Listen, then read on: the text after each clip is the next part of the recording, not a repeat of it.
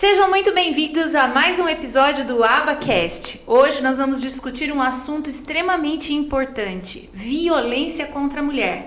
Fica com a gente para você saber muito mais sobre esse tema. E hoje nós estamos com convidadas que conhecem do assunto e vão poder agregar muito mais informações pra gente. Também estamos com o psicólogo Kaique Lazari, ele fica me corrigindo assim. Na verdade ele tenta não me corrigir, mas por toda a educação e gentileza que ele tem. Mas é Lazari, né, Kaique? É Lazari. Olá pessoal, sejam muito bem-vindos. E também estamos aqui com a Sônia Mantovani, que é assistente social, assessora da Guarda Civil Municipal e da Defesa Civil. E hoje também está trabalhando com o pessoal da Maria da Penha, né? Tem know-how sobre o assunto. E a Luciana, que é a nossa Guarda Municipal aqui de Rio Claro, e ela coordena o programa Maria da Penha. Ou seja, gente, imagina o quanto de casos passa na mão dessa mulherada por aqui. Sejam muito bem-vindas. Sônia, fala um pouquinho sobre você e a sua profissão e como você chegou nessa assessoria da Guarda Civil Municipal. Eu estou com as meninas da Patrulha Maria da Penha há um ano. Agora em abril fez um ano. Eu comecei a fazer uma faculdade de gestão pública e surgiu a oportunidade de fazer um estágio. Então sempre que eu falo para os alunos, né, aproveitem a oportunidade no momento do estágio que muitas portas se abrem, né? E em março agora surgiu o convite para fazer parte da Guarda Civil Municipal como assessora. O prefeito me fez um convite e eu aceitei esse desafio. Maravilha. Estou com as meninas na Patrulha Maria da Penha. Eu sou assistente social, trabalhei 12 anos como voluntária especificamente com crianças com câncer.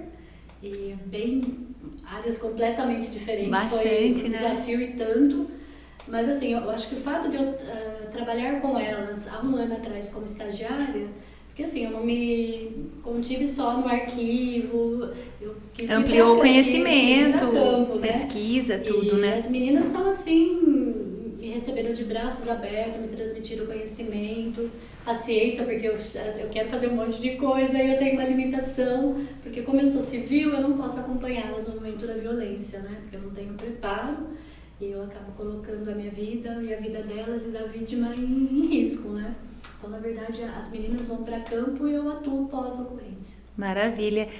E a sua experiência? Como você chegou a essa coordenação da Patrulha Maria da Penha? Olha, eu conheço, só um adendo antes dela falar, eu conheço ela assim por fora, se a gente conversa bastante, eu percebo a paixão que ela tem para cuidar dessas mulheres realmente que sofrem violência. Fala um pouquinho, como você chegou na coordenação, Lu? Sim, eu sou guarda municipal há 15 anos, né? Daí em 2018 me veio um convite, que foi um desafio, né?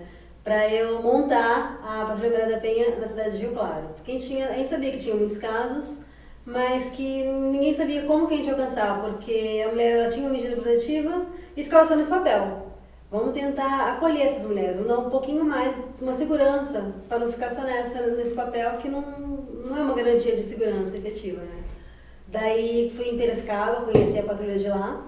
Daí de lá eles me direcionaram para a Guarda Municipal de Suzano, ela que fez o treinamento das guardas da região, e de lá nós repassamos, eu e mais uma equipe com mais 3 guardas municipais femininas, nós aprendemos como é que funciona o trabalho da Maria da Penha na Patrulha Maria da Penha e repassamos para toda a corporação.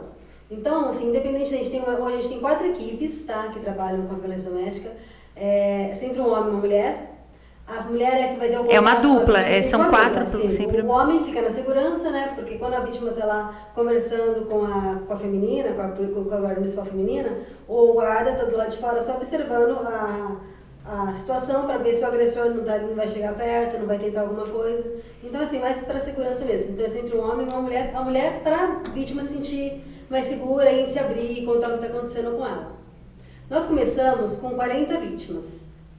A Delegacia da Mulher, ela cedeu pra gente 40 medidas protetivas e começamos a trabalhar, visitando elas, explicando como que a gente trabalharia, e hoje a gente está com mais de 1.200 vítimas. Meu Deus, 1.200 vítimas então, cadastradas. assim, Imagina os casos que não estão cadastrados. A gente tem certeza que tem muitos casos que ainda não chegaram até a gente, mas a gente sente também que, por elas saberem, hoje a gente está divulgando o trabalho, as mulheres estão se sentindo mais encorajadas, que agora sabem que agora, caramba, tem uma policial que vai estar na porta da minha casa. Se eu precisar, se eu vou ligar no 153, a guarda vai estar lá comigo. Então elas estão se sentindo mais encorajadas em denunciar e... Nossa, que questão, né?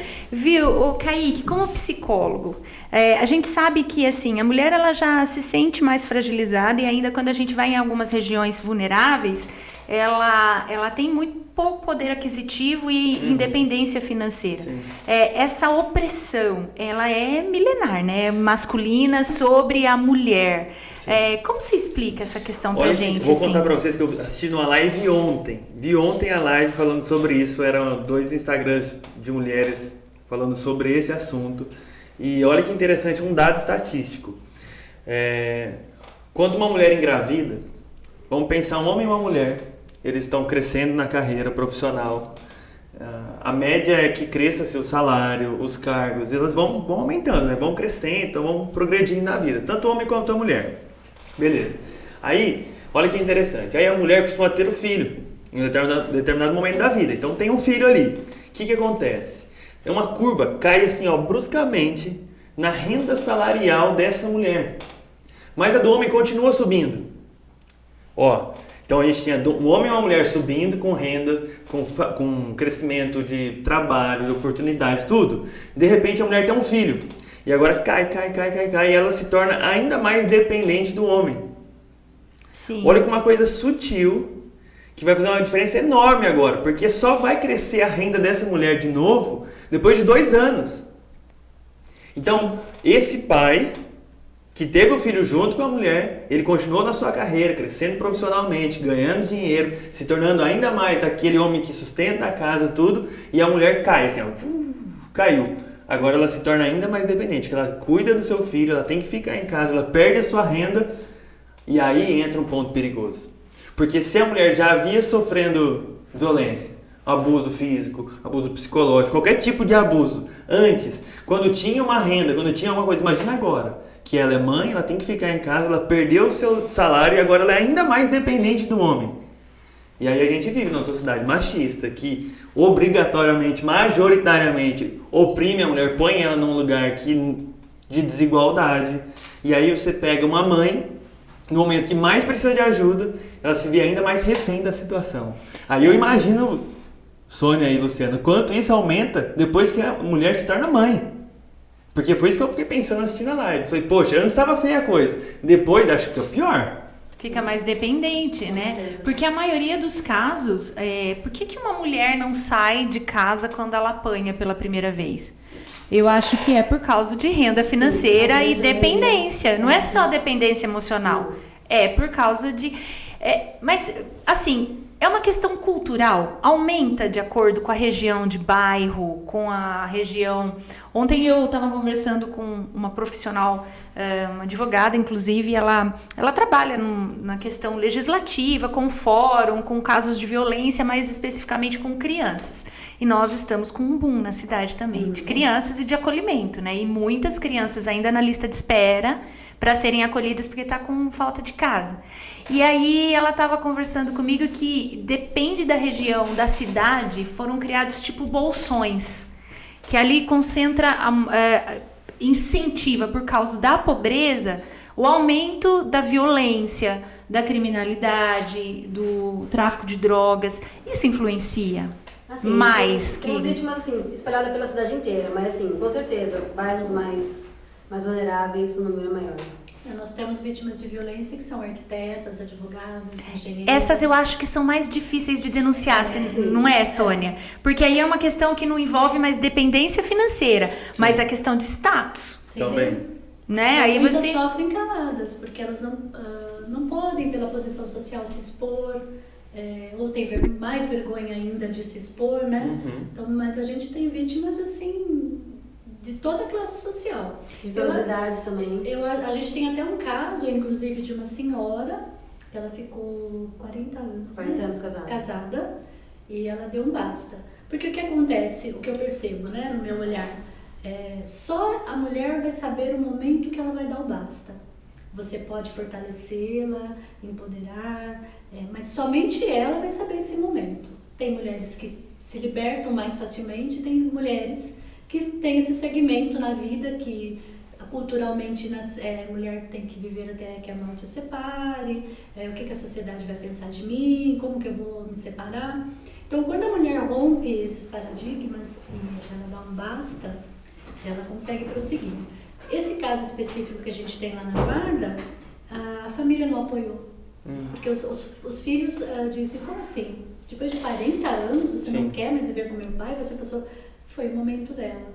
Então, às vezes, a mulher não consegue também sair desse ciclo. Não tem rede de apoio. Não tem apoio. E assim, tem pessoas que falam, vocês enxugam gelo, né? A gente ouve muito falar isso. Realmente, a gente enxuga gelo, mas a gente não desiste. E assim, um caso que a gente vê que dá certo, que a gente conseguiu encaminhar, nossa, já é aquela vitória. Recompensa, e hoje que eu dialoguei com a Lu e com as demais patrulheiras, quando uma mulher chega na guarda, aí eu vim retirar a medida. Para nós seria muito conveniente, né? Lu, assina aqui, por que você está tirando a medida? Por isso, assina, arquivou. Mas hoje a minha obrigação, como assistente social, como mulher, né, o que a gente conversou é tentar mostrar para essa mulher que ela não deve abrir mão da medida. Porque muitas vezes ela chega lá na guarda e ela fala, mas ele tá bonzinho pra mim, ele não me persegue mais. Eu não quero que minha filha seja criada sozinha, eu quero que ela tenha um pai. Só que aí você mostra pra essa mulher que essa medida protetiva que ela tem é uma carapaça, uma blindagem. Essa medida protetiva, ela acontece depois que há uma violência e um boletim de ocorrência. Então, uma mulher hoje que sofre uma violência física, ela aciona a patrulha ou ela aciona... Ela pode ir direto na delegacia da mulher, ela mesma fizer a denúncia. Sim, por exemplo, tô apanhando aqui. Ela liga pra polícia, pra patrulha, pra própria guarda. Aí vocês vão, tem um boletim de ocorrência. Isso. E aí é que sai, é o juiz que dá. É o juiz que dá. O juiz tem até isso demora? Horas, 48 horas para conceder a medida. Sim. Depende da gravidade, ele pode... E assim, dependendo da gravidade, o próprio delegado pode dar essa medida para a mulher, na hora do ato do boletim de ocorrência. E assim, o serviço da guarda, ela acompanha essa mulher do momento da violência, cessa a violência, ela fica na delegacia. Quantas vezes essas meninas estão trabalhando de madrugada, elas ficam 4 horas, 5 horas. Com essas mulheres, com essas famílias. Até encerrar o BO. Então ela tem todo aí depois, né, Luciana, entra aquela fase que a gente já conversou, a mulher volta para casa, faz as pazes com o marido, e a gente vai, meu Deus! E nós estávamos falando ontem numa palestra, bastante coisas, assim, a Lei Maria da Penha está em constante mudança. Vira e mexe está saindo um artigo novo, uma lei nova, né? Porque anteriormente, quando a mulher fazia... Olha o absurdo, a mulher fazia o boletim de ocorrência, ela era incumbida de levar o boletim de ocorrência. Olha, tem uma medida protetiva para o agressor. Como? Ele arrebentava ela, rasgava a medida. Outra mudança também muito... assim, logo que surgiu a Lei Maria da Penha, porque antigamente esse tipo de crime era uma cesta básica, um serviço voluntário, que o autor, o agressor estava livre, né? Agora não, agora... Ele é preso. É absurdo pagar uma cesta básica. Imagina, devolve a dignidade, né, Kaique? Que ajudou muitas mulheres para pensar antes de tirar a queixa, porque ela fazia o boletim de ocorrência, no dia seguinte elas iam na delegacia, eu não quero mais.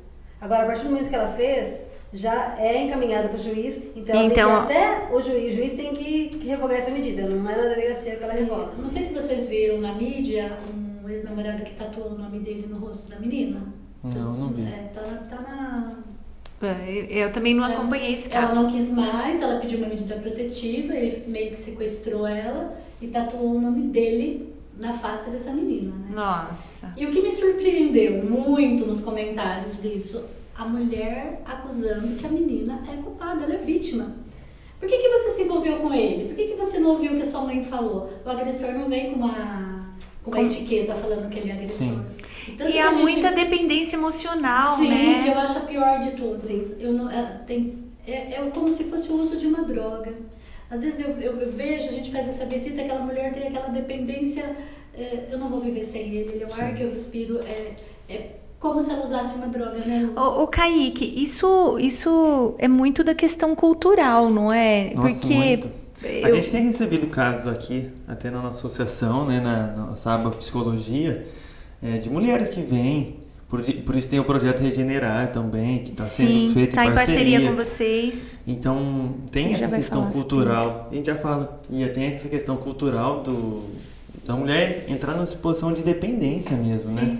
Parece que ela não tem outro repertório. E é isso que se trabalha. Qual é o repertório da mulher viver outros comportamentos? O que ela pode ser? Ela é uma mulher, ela é um ser. Se você analisa lá atrás a vida dessa moça, dessa mulher, Sim. né? Como foi lá atrás com a família? Às Normalmente ela tem um histórico de repetição Sim, cíclico, sim. né? Você Que sabe, ou a ó, mãe, ou o pai, ou o tio, ou o avô.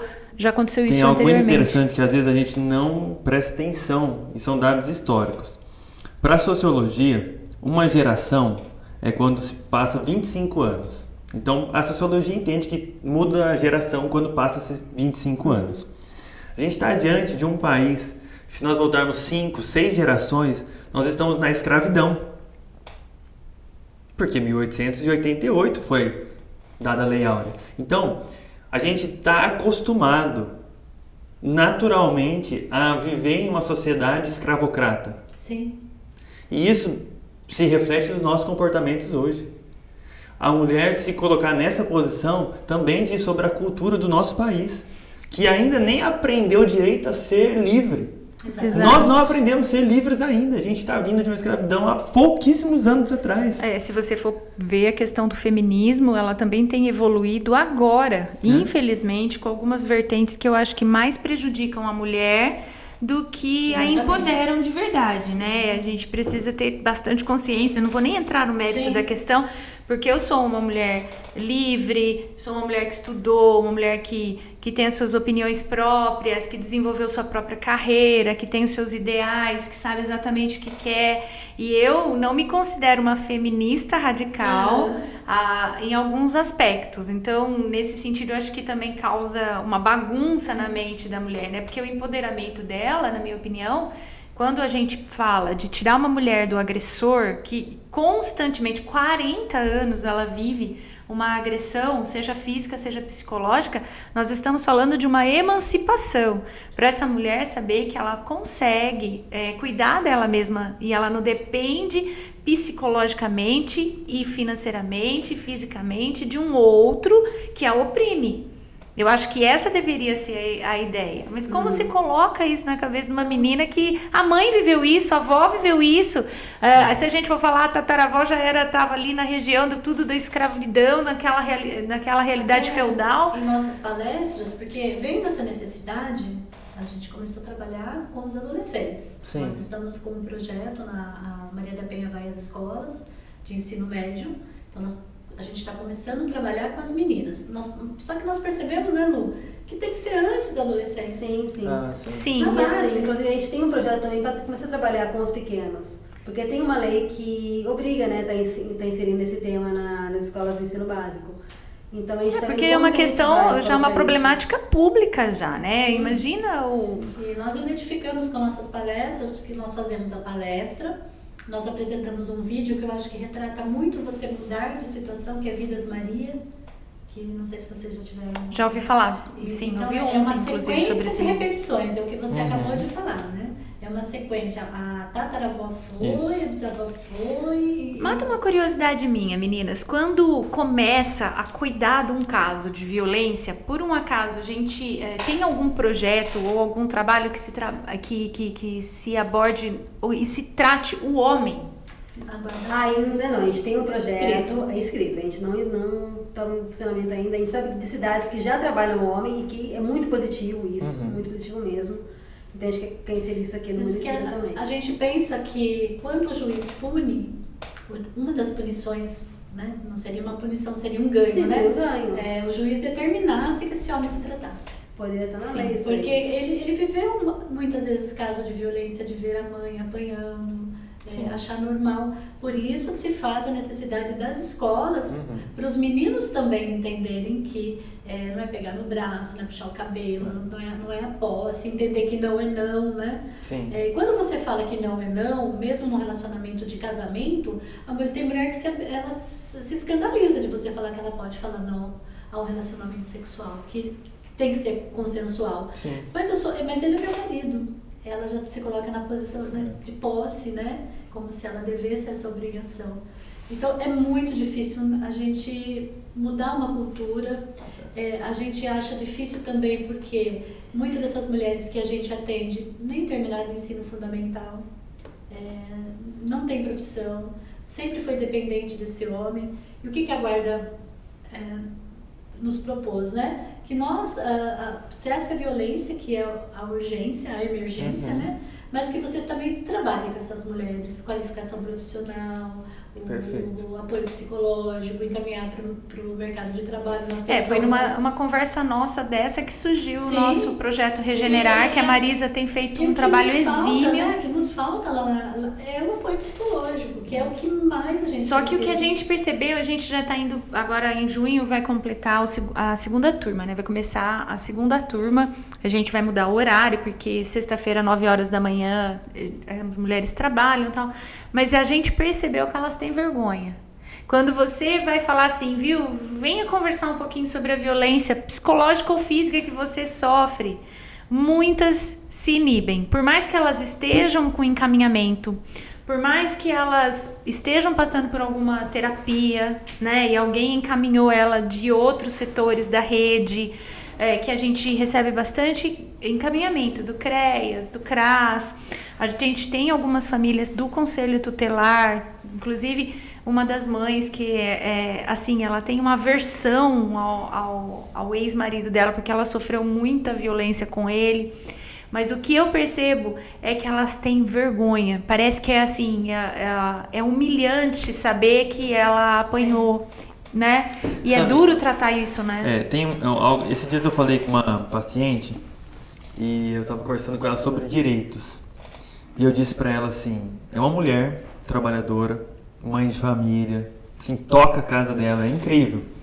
E eu disse assim para ela, falei, olha, aquilo que é o seu direito e acabou. Se você tem um direito, é porque alguém batalhou para você ter ele. Então, quando você nega o seu direito, você está negando a força de todo mundo que lutou para trás. Eu falei, era no caso mais voltado para o trabalho, eu falei assim, o seu direito de trabalho, como trabalhadora, se você nega ele, se você não quer que ele exista sobre a sua própria vida, você está deixando de lado pessoas que morreram para que você tenha o que você tem hoje. Então, eu acho que entra nisso, porque o que vocês estão fazendo é direito. Se é direito, não é vergonha. E tem um bocado de gente que já morreu, que batalha, que faz o que vocês fazem hoje para que a mulher tenha esse acesso. Exatamente. Então, por que ela vai se sentir envergonhada ou menos valiosa por ter algo que é direito dela? Poxa, se conquistamos, então que a gente exerça o direito agora. Se temos o direito, que vamos lá exercer ele. É o que vocês fazem. Pega e põe para frente o negócio. Mas tem mulheres que chegam lá na nossa sala, acho que a patrulheira Sônia que estava comigo, ela sentou, desabou, chorou, porque elas chegam extremamente fragilizadas lá com a gente. Então, psicológico detonado. Por isso a diferença de uma mulher fazer o atendimento, porque a gente tem não que o homem não tem esse olhar, mas a mulher tem identificação, né? Não adianta. E essa moça, ela, acho que casamento 22 anos, ela falou, olha onde eu estou, sentada dentro da Guarda Civil. E ainda nós falamos, mas você não tem que se envergonhar disso, porque você é a vítima. Quem deveria se envergonhar é o agressor que fez tudo isso para você. Mas elas se sentem extremamente envergonhadas. Envergonhadas, fragilizadas, é como assim, eu mereço muitas vezes. Sabe que foi eu que causei isso? Sim, o que eu fiz de errado para ele me bater, para ele me tratar assim, para essa agressividade toda, que coisa, né? No começo eu vejo que ninguém entende como uma violência. Ele fez isso porque ele tá nervoso. Estourou, né? Tá cansado. Eu sempre falo, uma das coisas que eu tenho uma filha de 9 anos e e um filho de 7. E é uma relação de irmãos, né? E é engraçado que é muito de homem, né? De querer usar a força física para fazer a sua vontade prevalecer. E desde, os seus 4 anos, quando começou os embates em casa dos dois como irmãos, eu sempre pontuei. Primeiro, você não precisa aceitar uma violência dele. Segundo, você não tem o direito de usar a sua força física, por mais que ele seja menor, ele tem mais força que a minha filha. Você não tem o direito de usar a força física contra a sua irmã. Aí eu acho que faz uma questão de uns 2, 3 meses, ele deu um chute nela, assim, nessas guerrinhas de irmão. E eu falei pro meu marido, eu não vou conversar com ele, quem vai conversar com ele é você. Os dois sentaram, ele trocou uma conversa com ele para explicar. Homem não usa da sua força física em nenhuma situação, mesmo que ele esteja certo de tanta irritação, que eu já ouvi falar, né? Ah, apanhou porque merece, porque eu fico irritando o homem, e daí ninguém aguenta. E eles tiveram uma conversa. É muito de berço, é muito a questão da educação que você tem dentro de casa. Exato. E uma coisa que você falou de educação infantil, eu falo pra Manuela desde novinha, assim. A primeira coisa, quando você vai ver um rapaz, um cara, você tem que olhar como ele trata a mãe dele. Porque eu acho que o homem que não respeita a própria mãe, ele vai ter muita dificuldade de respeitar a esposa. Então ele usa da força física também no relacionamento, física e psicológica.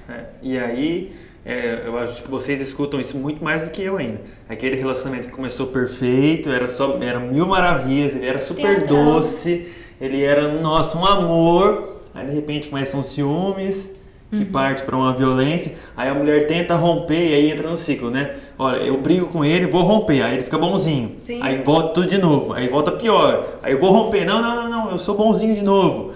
Então acho que é esse ciclo que vocês vão acompanhando dia após dia, né? Com certeza. E a gente chega à conclusão, né? A base é a família, tudo começa na família, né? Assisti uma palestra do Dr. Marcelo lá no CREAS, no mês da mulher. Ele falou algo que eu nunca tinha pensado. Homem já nasce homem, fisiologicamente. A mulher ela se torna mulher. É um processo, né? Que ela vai se tornando mulher, né? E eu achei assim, bastante interessante. Porque a mulher, fisicamente, ela sempre vai ser mais frágil. Sim. Por mais que ela tenha... É o aspecto físico. Sim. Nós estamos falando de genética, Sim. né? De corpo. Nós não estamos falando de força racional, que aí as feministas podem até ficar bravas com essas colocações, mas a fragilidade nossa, ela é corporal. Eu mesma não tenho força perto do meu marido. E até um trabalho né? Se você colocar um homem ou uma mulher para desempenhar determinadas funções, eu, pelo menos como mulher, não vou conseguir fazer. Sim. Então, a gente tem essa diferença, né? Como Mas que... a família, eu penso que a base, né, é o berço, né? É o berço, é a educação, na minha opinião. Partindo para agora, para o final do nosso bate-papo, que eu tenho certeza que tem muito mais informação, mas, né, hoje, como que uma mulher pode se sentir segura nessa questão de denúncia, Luciana? Por exemplo, você falou que tem um acompanhamento da patrulha com a mulher, né? E eu acho que muitas elas têm medo, não só de perder o dinheiro, mas perder a própria vida. Eu tenho conhecidas, já são, não são tão vulneráveis. Eu conheci uma da sociedade, muito conhecida em Rio Claro. Ela apanhava muito no apartamento com um namorado que era riquíssimo, mas ela não descia do salto, porque o cara era rico, né? E o rompimento dela se deu de uma forma muito mais drástica, na minha opinião, que envolveu mídia, envolveu muita coisa e tal.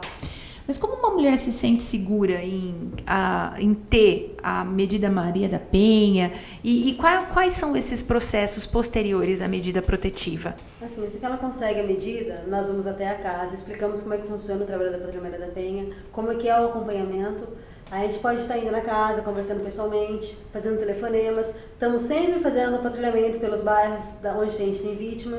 E se ela se sentir ameaçada, se ela perceber que ele está por perto, ela vai ligar no 153 e imediatamente uma viatura vai até ela. Mas se ela é casada, os dois moram na mesma casa, ele tem que sair da casa? Sim, a preferência. Por lei? Exatamente. A preferência. E se ele se a não ser nega? que ela fala assim, não, eu não quero, eu vou para casa da minha mãe. Daí o juiz não vai determinar que ele seja retirado do lar. Agora, se ela só tem aquela casa, é ele que vai ter que se virar.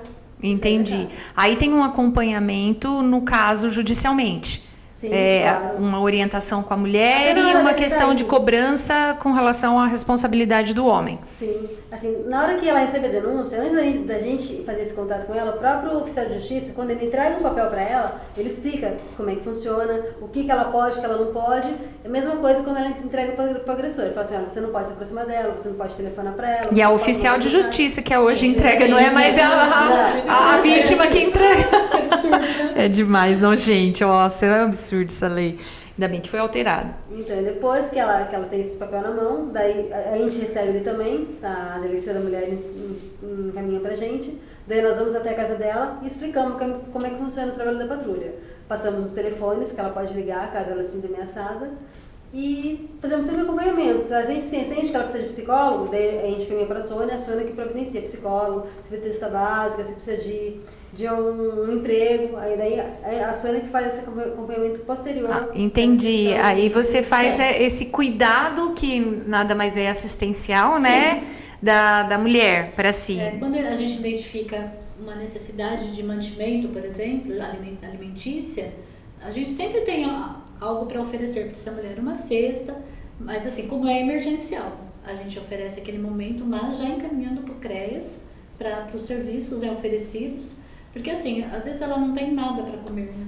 Então a fome é imediata. Então, até você ser encaminhado, ser atendido, né? A gente fornece esse alimento momentâneo, mas sempre encaminhando para os serviços oferecidos pelo município, né? Quantos casos de sucesso vocês já acompanharam nessa história de que realmente a mulher conseguiu a emancipação? A gente tem muitos, eu não sei te falar com exatidão, mas temos muitos casos mesmo. Sim. Das 1.200 hoje, todas com medidas protetivas, todas Olha, protegidas. infelizmente, dessas, metade Voltou. Metade. voltou. Entendo. Tá. Tem as perseverantes, né? Tem aquelas que realmente quis mudar de vida, né? Sim, No ano é. passado nós atendemos, acho que 3 moças, elas estão fazendo faculdade. Ai, que Então, bonitinhas. nossa, a gente já ganhou nossa aposentadoria aí, né? Porque se a gente Sim. consegue mudar a vida de uma.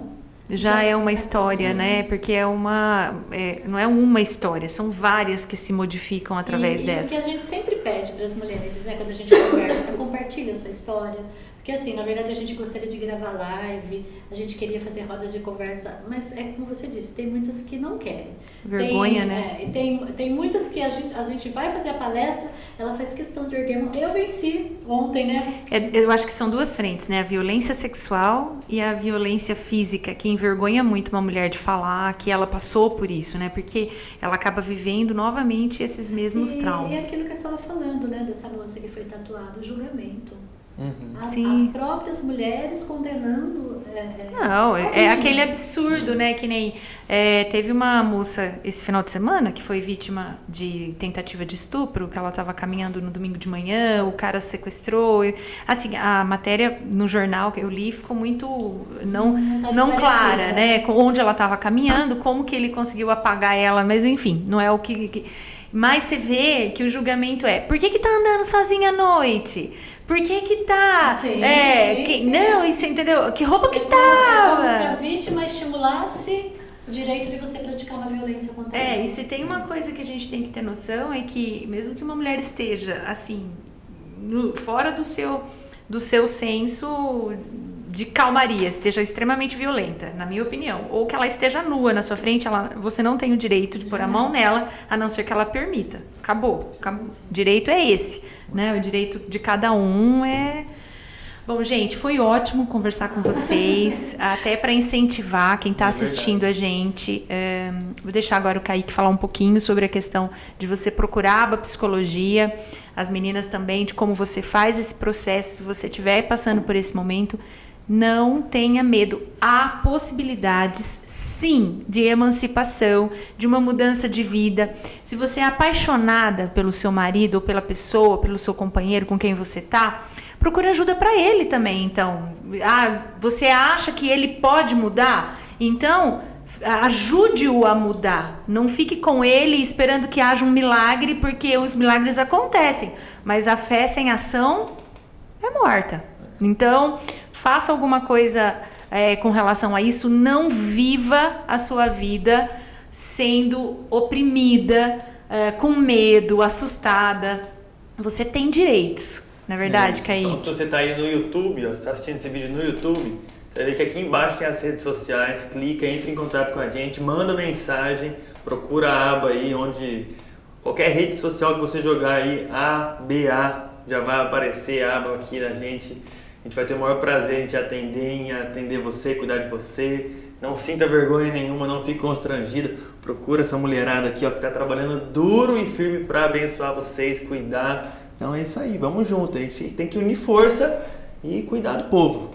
E a mulher, quando ela descobre a sua força, ela pode ir além, ninguém segura uma mulher, né? Então ela precisa se redescobrir. Sim. E nós costumamos dizer sempre no final das nossas entrevistas, das nossas palestras, a gente espera que vocês nunca precisem de nós. É isso. Mas se um dia vocês precisarem, Será muito bem acolhido. 153, 24 horas por dia, essas meninas trabalham, viram o dia trabalhando, né? Uhum. E mesmo que muitos falam que é enxugar gelo, a gente acredita na mudança e a gente acredita que a mulher pode ir muito além. Isso aí. Maravilha. Lu, quer falar alguma coisa para terminar? Não, só que não tenham vergonha, não tenham medo. Se estiver sofrendo violência, procura a Guarda Municipal. A gente vai estar de braços abertos para acolher você.